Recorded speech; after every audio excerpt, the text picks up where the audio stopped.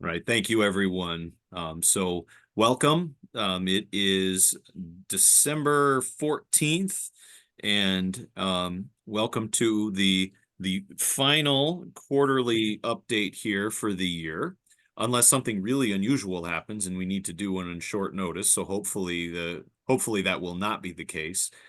So it's been a very interesting few weeks and months, even since we last spoke with you on this format. So we don't know how closely anyone has been following the market lately, but everything's fine now. Apparently, it's all good. There's no concerns left anymore, and we really don't need to say anything, right? Everything's done. Um, I'm being slightly facetious, as you know, but we have had a very nice and very welcome rebound. In the past 6 weeks or so, the S&P 500, since October 27th, the S&P 500 has come up more than 14% just in those roughly 6 weeks, which I don't think anyone is upset about. I know we are not. And it's been for a variety of reasons. Anyone who has come to our sessions over the last few quarters has probably grown somewhat tired of us talking about interest rates. And if you are tired about tired of hearing about interest rates, you may not love what we're about to discuss, because as it has been, the interest rates have really been driving the show, and are continuing to do so. Interest rate movements, and more importantly, interest rate expectations. So our friends at the Federal Reserve came out yesterday and, as expected, did not change any of the interest rates as they were sitting. But they said pretty much precisely what the market was expecting, and I would say wanted to hear, which is they were starting to signal that there is a strong possibility that interest rates will start to be cut going into next year. The market has been betting that there would be 3 to 4 interest rate cuts. The Fed more or less said that they anticipate that they basically signaled that there were likely to be about 3. Now, whether or not that comes to pass, whether or not that is quote unquote necessary, time will tell. And remember, what a lot of the things that are driving that are expectations that the economy is going to slow down. And I know I have said this phrase. Andy Melnick, who's going to speak, I think, in a minute, is the one who more or less coined this phrase for us. The most forecasted recession in history that has still not yet happened. And whether or not we get a recession, we don't know. But there's starting to be some signals that the economy is slowing down perhaps a little bit. Unemployment is ticking up a little bit and is expected to continue. But the great news, and I know it doesn't always feel like this, and I do want to be careful almost about how I say it, but is that the economy is doing exceptionally well. I know it doesn't feel that way all the time, but the metrics and the drivers of the economy are actually doing extremely well. And some of them have been too good, which is why the Fed has been trying to slow things down. Okay, so some of those things are starting to work. What has ultimately driven that is, still to be argued about for the rest of time, but that is largely what's been going on. And we're going to get into some more of the specifics here in just a minute, but one of the overarching themes, perhaps the overarching theme of this, and once again, this is nothing new. You've heard all of us say this a million times, and you've heard the universe say this a million times. But if we needed any more evidence of how sometimes feelings don't align with outcomes and with market movements, we have been in one right now. Okay, we have been in a time where that is shown to be exceptionally strong. And again, the overarching theme is market timing doesn't work. Market timing based on feelings, based on, shorter term expectations. It works every once in a while, but it simply does not work consistently. So, I would love to tell you that all of the experts on the panel right now, I would love to tell you that on October 26th of this year, we sat in a room and said, you know what, by December 14th, I think the market's going to be up 14.36% from where we are right now. That would not be correct. We did expect things to go up. Sunny has been putting out materials from StraightLine that have talked about our strong expectation that we would see some good movement before the end of the year.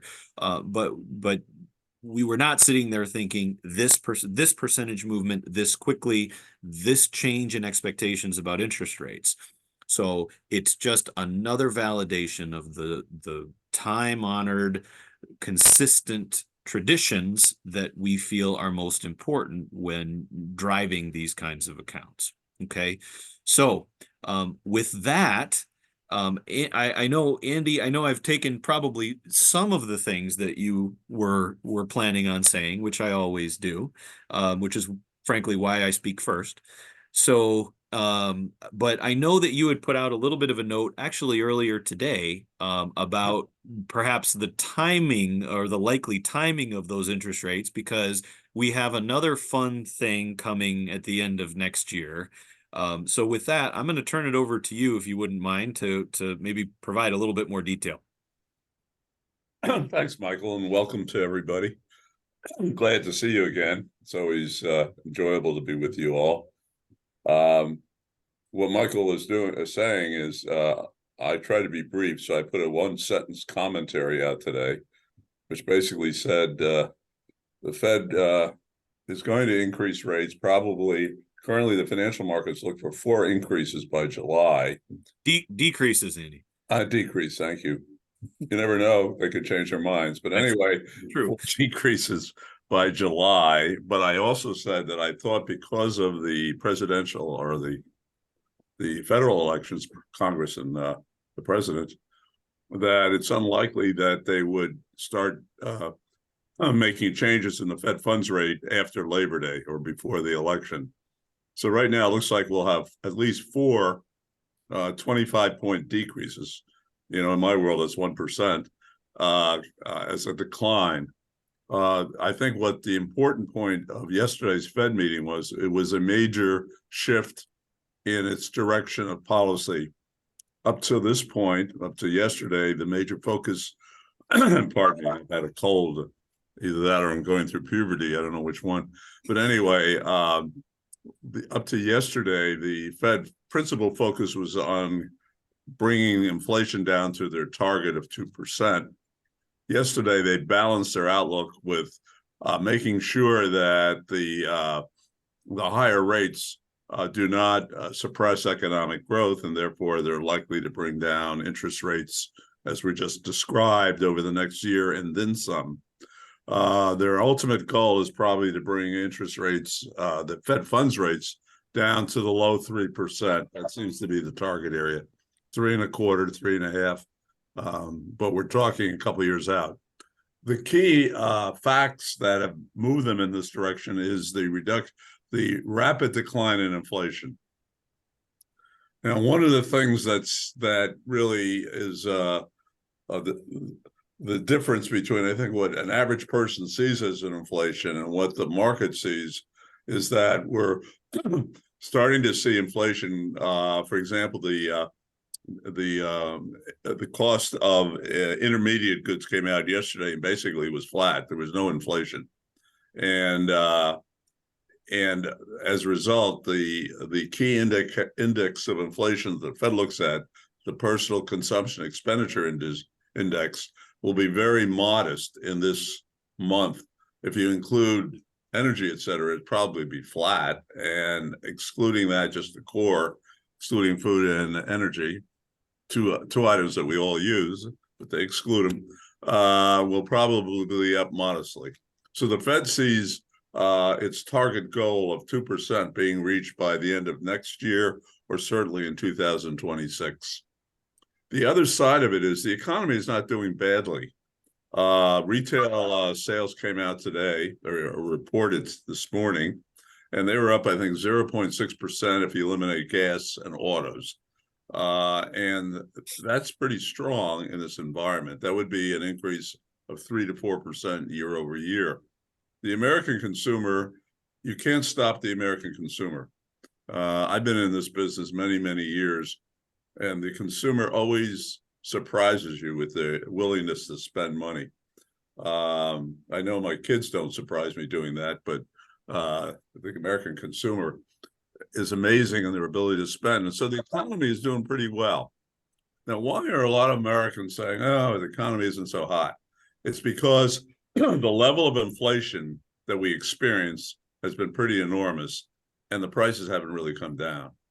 I was telling my partner, Mr. Turi, who's on the call as well, is that when you go out to dinner these days with friends, you all look at the prices on the menu and say, oh my God, that price. I was out last night, and lobster bisque, a small bowl, was $24. I said, 24? You got to be kidding me.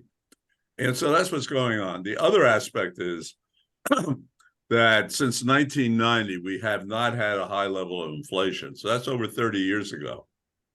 And if you assume somebody was 10 in 1990, they weren't aware of prices except for maybe Hershey chocolates and my favorite candy, of course, Good and Plenty. And so 30-umpteen years later, they haven't seen high prices, haven't seen inflation. And all of a sudden, they're experiencing this. And that's that's a new experience. It's a depressing event, obviously, because it's affecting your purchasing power, how you can enjoy yourself, etc. So I think why the polls show that Americans are not that happy about the economy is that it's not that from the economist's point of view, inflation is slowing down. It's that from their point of view and my point of view, as a consumer, the prices are pretty high. I mean, I was looking at a 12-pack of Coke the other day, and it was $9.50. I said, $9.50? You got to be kidding me. That's almost $1 a can. Well, it's less than that. My math is bad there, but it's pretty high. And so those are the things that are bothering people. But bottom line, the consumer is spending money, inflation's coming down, interest rates appear to be coming down. And so that's an environment that is fairly positive. The one issue is, will there be an economic slowdown? Well, as you know, last year we had a recession, right? Everybody predicted a recession, and we didn't have one. At this point, people are looking for the so-called soft landing, a term that was developed when we landed on the moon. So that's how old that term is. Only 30% of economists are looking for recession. So the current outlook is for a decent year, not a great year. And from the point of view of the consumer, it should be a pretty good year. Mortgage rates should be coming down if this direction continues. The consumer should, the unemployment is at historic low levels, even though it's gone up from like 3.5 to 3.7%. That's still amazingly low. So the labor market is strong. If the labor market's strong, the consumer has money. So right now, it's kind of hard to be cautious, and which means there's something wrong. So far, the outlook, though,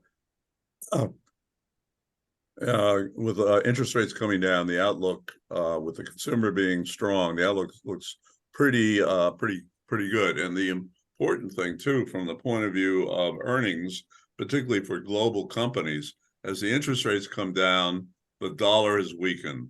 When the dollar weakens, it means global U.S. corporations can translate more of their foreign earnings into U.S. dollars, which will boost up their earnings. So overall, the environment right now looks cautiously optimistic, is the best way to put it. And I think, Michael, I'll turn it back to you. Thank you. Yeah, so I do want to spend a little bit of time talking about, some there's one other positive factor that is kind of an overarching thing. And Steve Turry, I'm going to put you on the spot here in just a second. But because you told us, and we were preparing for this yesterday, and he told us what is going to save the world. So I'm going to tell you, you know what I'm talking about. And so I'd like you to cover this section.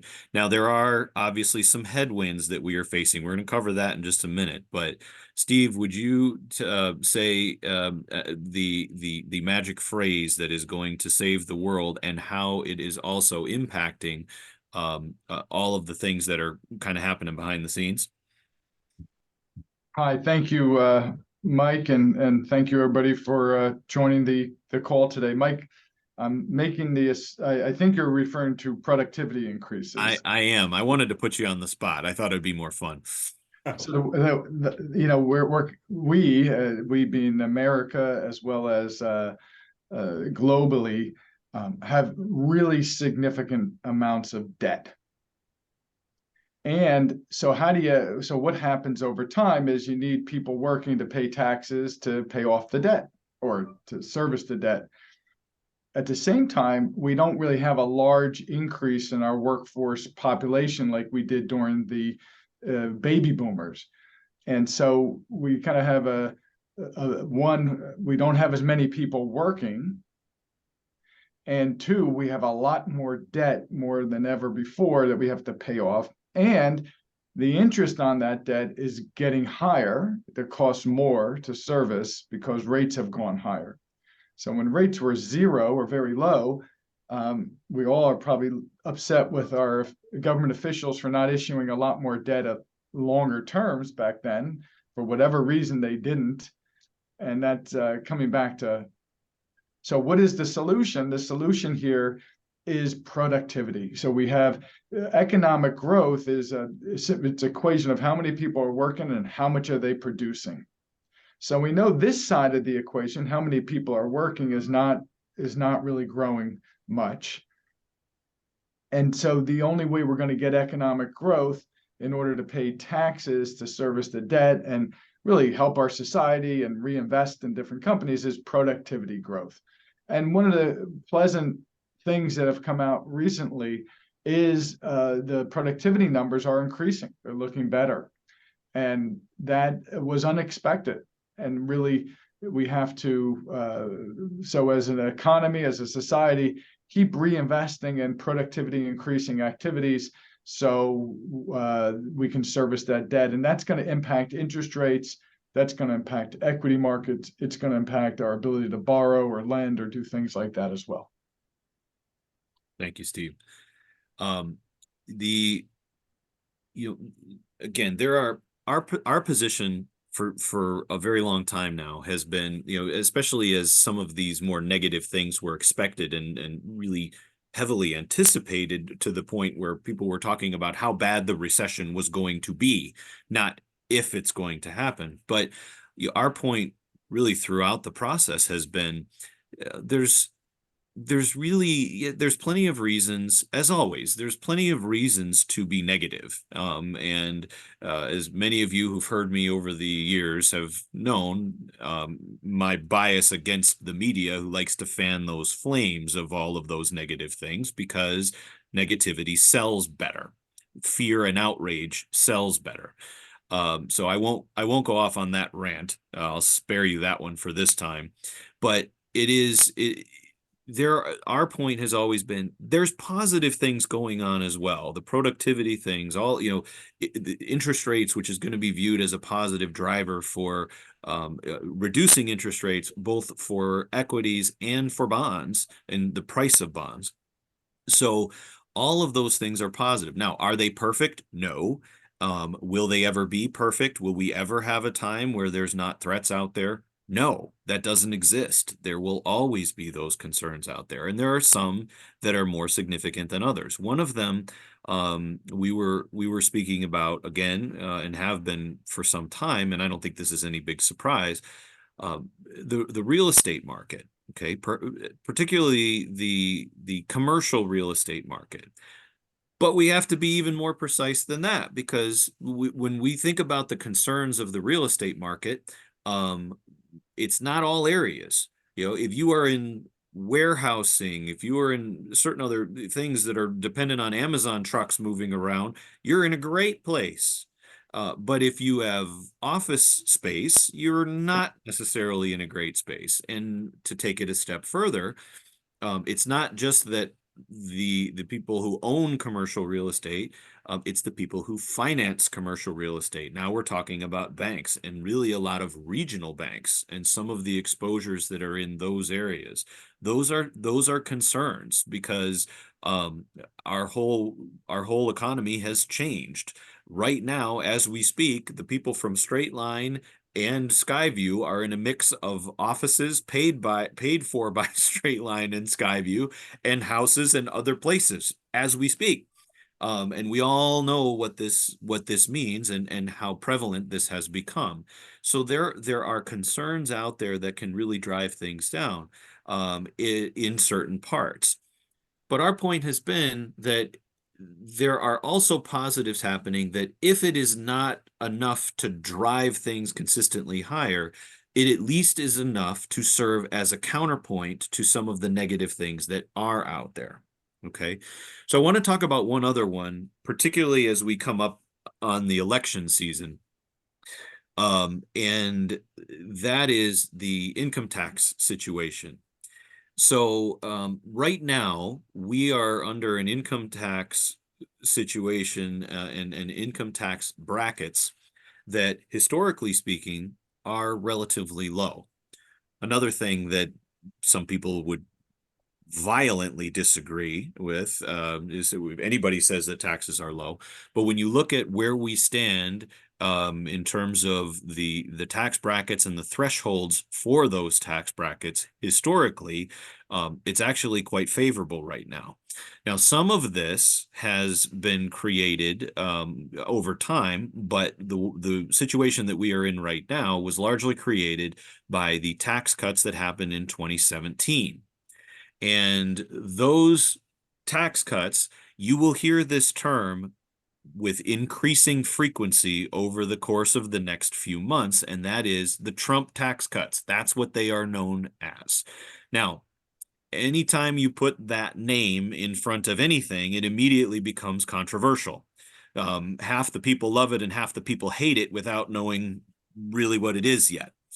The reality of those tax cuts that went in 2017, again, whether they were good or bad is a different discussion. But the reality is, for more than 90% of the country, their tax rates were actually reduced on income tax.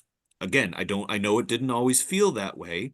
And for our friends, some of whom on this call who are in New Jersey, it didn't actually hit. They're part of the other 10% for the large part, because of some state issues that were a little bit different. But those tax cuts truly were not just for, that's the other thing. Oh, it was only for the rich people. Actually, no, it wasn't. There were reductions across the board. The reason why we're talking about this right now is that when that law was created, it was built so that it sunsets after 2025, conveniently not far after another presidential election cycle in 2024. And again, this will be heard much more. And this will become a political football in the lead up to the elections. Will you want to extend the Trump tax cuts? And depending on who asks the questions, they will or will not include that name. Okay. So it's not about giving credit to him or taking credit away from him. They carry his name because he was the president at that time, and he had a Republican Congress and was able to push these things through after his first 2 years in office. So time will tell. But that is there are significant implications both in personal taxation, but also in corporate taxation, and a lot of ripple effects that are a little bit difficult to predict right now. So there are concerns out there. There will always be concerns out there. But in general, we are, and to paraphrase both Steve and Andy, we are cautiously optimistic that the worst case scenarios have largely been avoided, and that the positive features that are out there will continue to drive things, at least for the foreseeable future. Now, there are adjustments that will need to be made. These changes in interest rates have implications across the board for the equity markets and for things like fixed income. So those are changes that we are discussing consistently. There are some things that we have done in anticipation of this, and there are some other things that we will likely be doing here in the next few weeks and months as these things really start to take root. Also, we're getting towards the end of a year.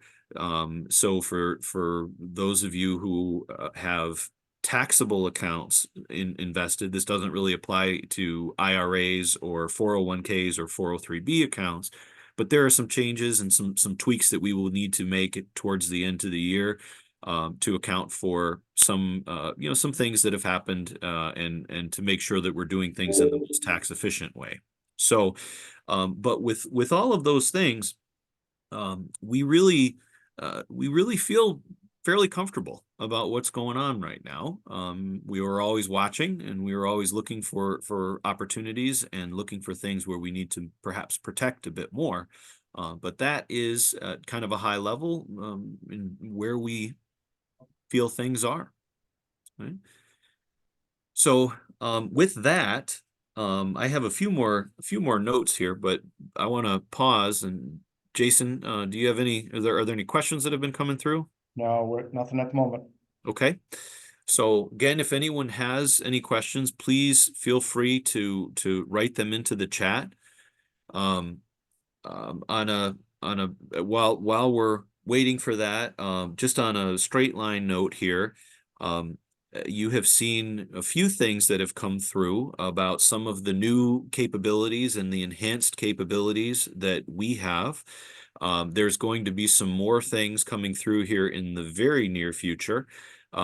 Some of the new tools that we have attached to our website, things for account oversight, which we understand is, and we hope that you understand some of those tools.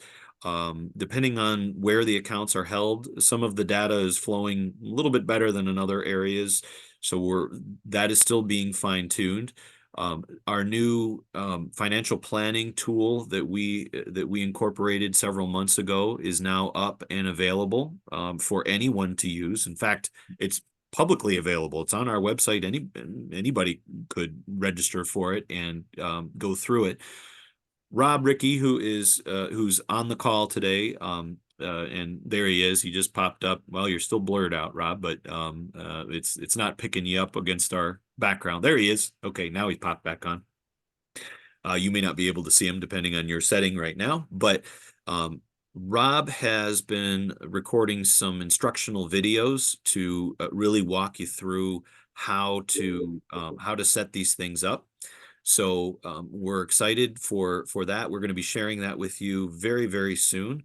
And that is a tool that you can use yourself to input your own information. You can play with different scenarios. And it's also something for anybody that's working with us in having us handle your accounts actively. It's also included with the service that we can work with you interactively on these things. Okay, so we encourage you to check it out. As Rob likes to say, please use it. You can't break it. You can't screw it up. Anything that you put into it that we need to adjust later if we're working through it with you is something that can always be altered. But you can run different scenarios and show how different functions and different features and different time frames and different inputs can affect the outcome and likelihood of different types of success. Okay, so it's an exciting time. We have a lot of things going on and a lot of evolution that you are still yet to see. So with that, I don't know, Jason, anything else? No, it's pretty quiet at the moment, so I think we're doing a great job. What somehow I can't quite put my finger on it, but somehow when markets are going up, questions in these things tend to be a little less frequent. So we certainly understand that, but we know that there are situations that are impacting everything, that are impacting you personally, or perhaps things that you are seeing out there that you'd like to discuss in more detail. If that is the case, please do not hesitate to reach out to us. We are meeting with people in person. I know many of you on the call here are based in and around East Lansing. We do still have the office out there. We are meeting with people regularly, all of us. So if you have anything that you'd like to discuss in more detail, please do not hesitate. Okay. So with that, I guess I'll ask one more time. Jason, anything? No, I think we're pretty good at the moment, so you did a Okay. good job.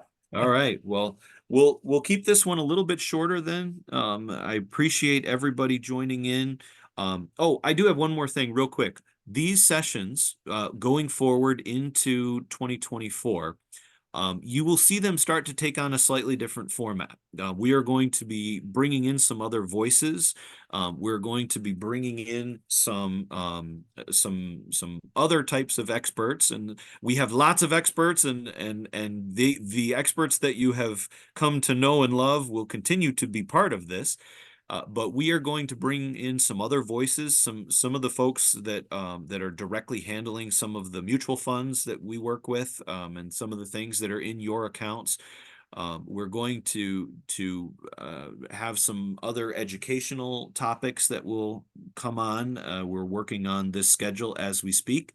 So we invite you to please stay tuned, and just know that this is going to continue to evolve as it has in the past. So we're excited about what's coming on. And with that, I will just say thank you again. Thank you for another fabulous year. And we hope that everyone has a wonderful holiday. And again, if you have anything else that you'd like to speak about in more detail, please reach out. Okay. Right. Thank you all very much. Have a great day. Have a great day. Happy holidays, everybody. Thank you.